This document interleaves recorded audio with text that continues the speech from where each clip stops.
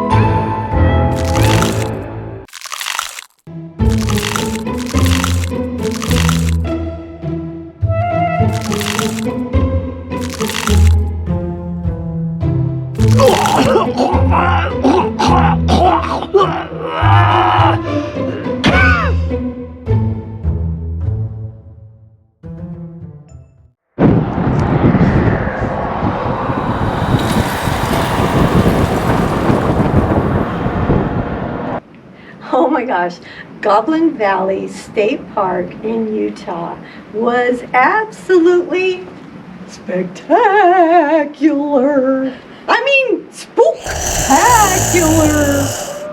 It was a fun place. It was nice because a lot of places we've been, there have been trails you have to follow for one reason or another. But in Goblin Valley, you could just spread out. You could take off, and I could just let the kids run up and down and over and around all these crazy hoodoos. I mean, there are like a thousands. Yeah, there are thousands of these things, and they are a labyrinth. That's a really good description. And you do sort of, actually, labyrinth. You remember that movie with David Bowie? And you had these crazy little goblin characters. That's actually what I half the time expected to come popping out from behind with these like fuzzy cute little goblins just from everywhere. So it was a crazy good time. We went there one time and we were so enchanted. We absolutely made a point to get back there to have a little Halloween celebration. Yeah, and it turns out you have to make your reservations at the state park there, the campground, pretty far in advance. We missed out on that one. But when we were driving in, we noticed that there's a lot of really easy access, beautiful BLM land that seems to overlook a canyon or maybe a river. We couldn't quite tell from where we were, but it looked stunning. And one of the things that Goblin Valley is really famous for are their night skies. So if you're out on the BLM land out there, you would get these just gorgeous. We pulled over at one point on our drive home and you could see the Milky Way, and it was just absolutely spectacular. Yeah, and during the daytime, oh my goodness, it's just hundreds, if not thousands, of these hoodoos in all shapes and sizes. Everywhere you look, yeah, and there your were imagination caves that you can scramble through, and Dad went through one that was big and then little and pitch dark. Sunglasses probably didn't help. And then he came up through a hole in the ground and met me further up in a different pocket of hoodoos that were quite a bit bigger than the original ones we were around. Oh yeah, and bonus, you can fly your drone there. So that was so much fun to get some drone footage. It was surprising to find a state park that let you get a permit for $5, which was, well worth it. And we had a great time flying the drone around and catching different parts of the valley that we didn't reach. So Goblin Valley actually has three valleys. The first one is the one where most people go. The second one apparently is a different color.